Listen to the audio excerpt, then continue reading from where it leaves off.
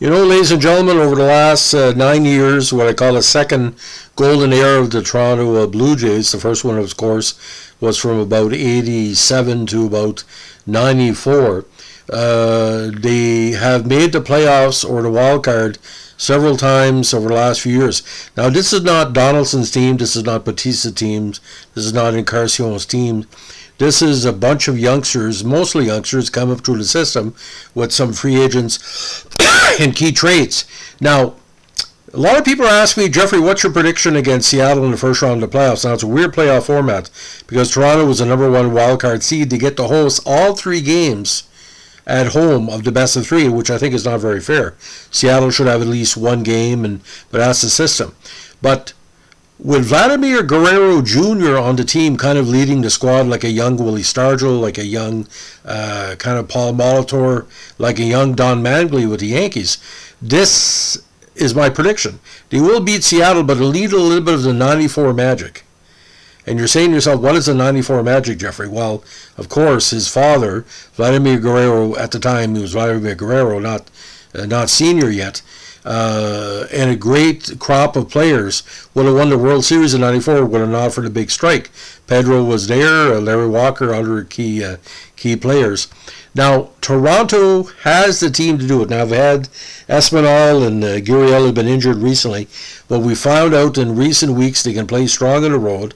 They can play strong against perennial rivals, and they're getting a lot more success against Tampa Bay, where the lost to Tampa Bay in the playoffs 2 years ago, and Tampa Bay has had their number. But let's look back at 2015 and 16. The teams he lost to had a big championship run, Kansas City and Cleveland. Now, I think what's going to happen, Toronto is definitely going to win 2 out of 3 games. Now, what happens in the next round against Houston, that the world's tallest midget, Jose Altuve, he's very strong in the playoffs, just broke the postseason home run record in recent years. He could be a big factor, but you have to understand, ladies and gentlemen, never underestimate a young team. You look at the various young players that were part of the Red Sox that won the big title the first time in 2004. You look at the Twins back in the day; they were relatively young, Gaetti and all the key players.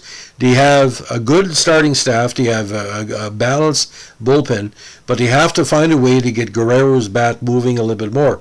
Hernandez is coming on. Merrifield is a good veteran. He can play multiple positions.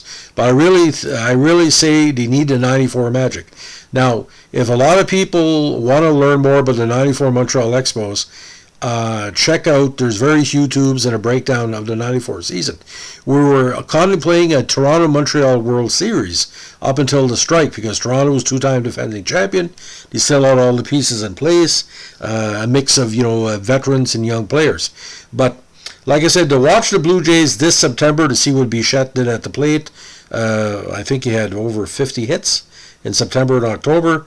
The young players like Moreno and even Lopez never played all season. He had multiple hits in the last plays in a weekend. The only guys weak on the team, and I hate to bring it up, but the young Mr. White, our starting pitcher, he was 0-5 this year. I know it sounds bizarre, but they could have easily broke the Blue Jay record for wins were it not for White, because the old AL East is a very tough division. Look what the Yankees did, and he played toe-to-toe with Boston in the Yankees all season. They knocked out Boston, winning the majority of games. Yankees was hit and miss, but it was Aaron Judge's year. But they played good on the road, Toronto, and they showed that in 15 and 16. But do they have enough, ladies and gentlemen, to win 4 playoff series? If I'm not mistaken, they have to win, I think it's 14 games in the playoffs to take the World Series. It's going to be interesting. So we'll leave it at that. 15 games possibly. So ladies and gentlemen, if you like what we're doing here with our Blue Jay podcast, let us know. Like, comment, and subscribe. And by the way, as we like to say in Toronto and Dallas, get your popcorn ready. Have a good one. Bye.